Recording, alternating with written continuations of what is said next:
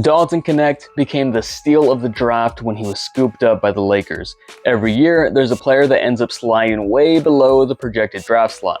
This usually happens when concerns pop up about the player, like character or health concerns. Last year, it was Cam Whitmore over injury concerns, and this year it was Knecht. During the draft, it was mentioned that GMs were scrambling to call and find out what the big issue was, but it turns out the only problem was his age at 23 years old. And as a result, he slid past teams who could really have used him before being caught by the Lakers at 17.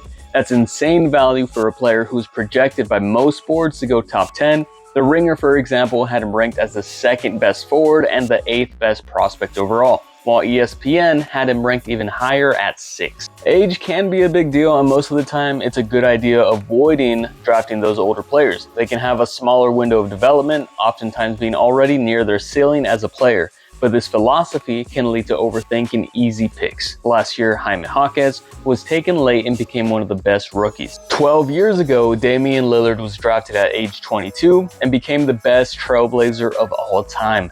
Knecht himself has a lot to give NBA teams, but was not scouted as much as other players. He was a late bloomer and was not a big recruit, instead taking the junior college route to start his post-high school career. But this past season, he joined Tennessee, averaged 21.7 points, 4.9 rebounds, and 1.9 assists per game, leading the way for his team and winning SEC Player of the Year. Dalton Knecht has good size for an NBA wing at 6'5" and 212 pounds, and he was one of the best wings tested at the draft combine. Among small forwards, he was first in the lane agility test and shuttle run, third in the third quarter sprint and standing vertical, and second in the max vertical test. This only strengthens the other facets of his game. He's a lethal shooter, connecting on 38% of his three-pointers in the past 3 seasons.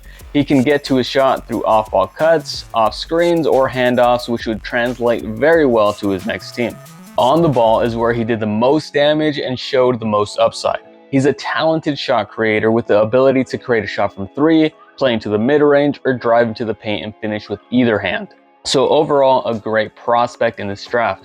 But for the Lakers, he just happens to be the perfect one. LA is in a unique situation with a team revolving around Anthony Davis and a LeBron James who could retire any year now.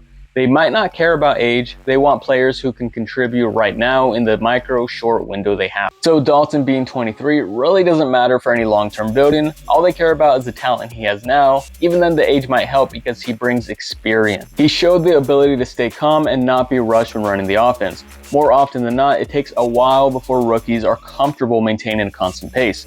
In comparison, the Lakers' other young wing, Max Christie, showed tons of talent but would often make mistakes in the high pace of the NBA if he was asked to run plays. This poise will allow LA to have the option of playing Dalton in big situations like the end of games, but what they needed the most was depth and shooters. And behind Reed Sheppard, Knecht is arguably the best shooter in this class. Alongside the Lakers' best players, he'll provide reliable spacing in a way they did not have last year. While the Lakers ranked 8th in three-point shooting, they were just 28th in three-point attempts. They relied heavily on an offensive system based on transition scoring and attacking the rim to draw free throws. The half-court offense was often cluttered, and complaints from the players began to become frequent as the season ended. Someone like Knecht will help create more movement around the star players to give them breathing room to operate or to take advantage of double teams with clean off-ball actions.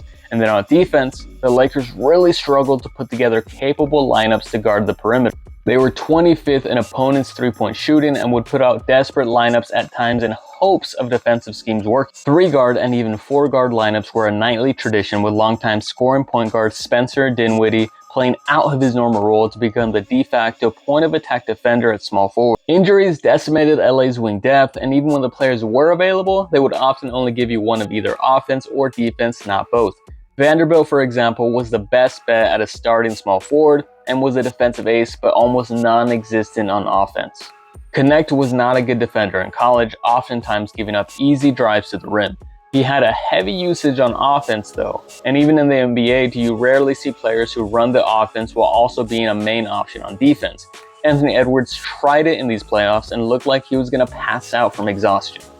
Dalton is going to be able to provide a lot as a scorer, but he won't be creating nearly as much as he did in college. Hopefully a smaller workload on that end allows him to use his size and athletic tools to be a disruptive defender. And then, of course, with JJ Redick on board as a new coach, he's going to be drooling at the chance to create plays to get Dalton some open threes.